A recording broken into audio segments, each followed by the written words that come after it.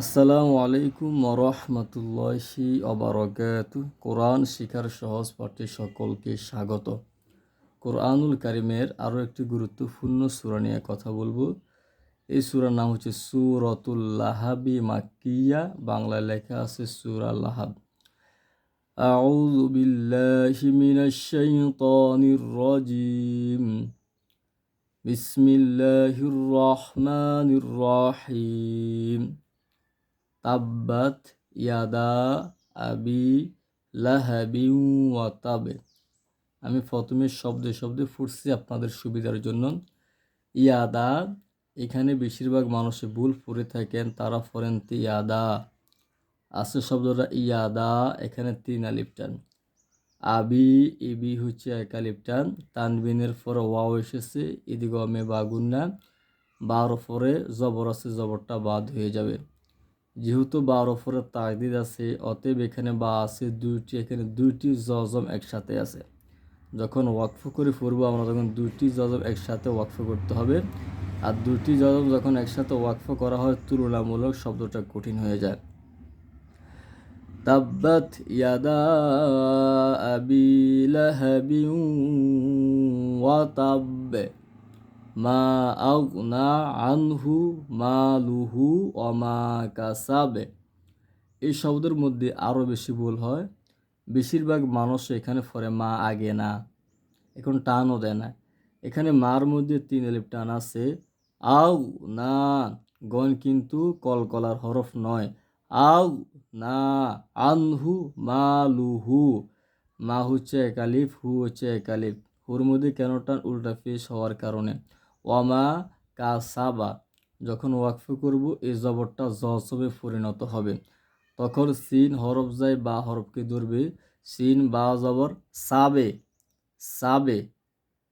মা আগনা আনহু মালুহু ওয়া মা কাসাবে সায়াসলা, সায়াসলা নারন। না হচ্ছে 1 আলিফ টান, রন ইকফার গুন্না। কেন? তানবিনের পরে জাল হরফ এসেছে। জাল আবার 1 আলিফ টান, জা তালাহাবে। বাটা আছে কি বায়ের নিচে 2 জের আছে, ওয়াকফ করলে বাদ হয়ে যাবে। হা হরফটি যায় বা হরফকে ধরবে, তখন এখানে গুন্না হবে।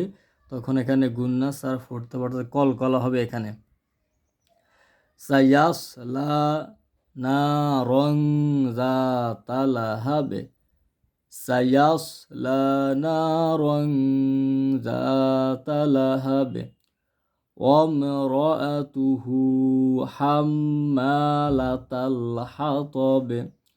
এখানে মূলত এই আয়াতের সাথে এই আয়াতটি যখন পড়বেন, তখন এখানে তাসদিদ দিয়ে পড়বেন। আর যখন কোনো বাক্যের শুরুতে তাসদিদ থাকে, তখন তাসদিদটা পড়া হয় না।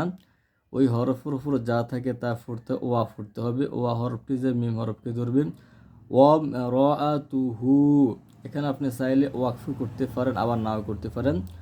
ওয়ামরাআতুহ, ওয়ামরাআতুহ, ওয়াকফ করলে এখানে ওয়াকফ করতে এইভাবে পড়তে হবে। আর যদি ওয়াকফ না করেন তাহলে এভাবে পড়তে হবে। ওয়ামরাআতুহু হাম্মালাতাল হাতাব। হাম ওয়াজিব গুন্না, মা 1 আলিফ টান। হাতাবে, বায়ের নিচে একটা জির আছে, যেটা বাদ হয়ে বার ওপরে মনে মনে একটা জজম আসবে, তখন ত হরফ যায় বা হরফকে ধরবে। ত বা জবর তবে।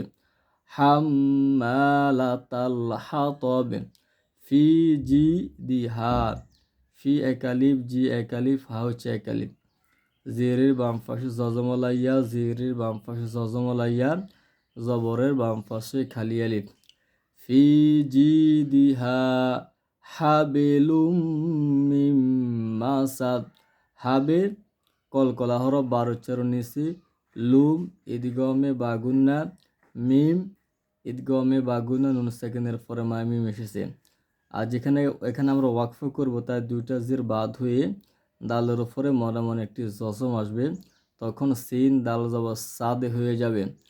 ফি জিদিহা হাবেলুম মিম মাসাদ, ফি জিদিহা হাবেলুম মিম মাসাদ, মাসাদ। আশা করি সকলে বুঝতে পারছেন।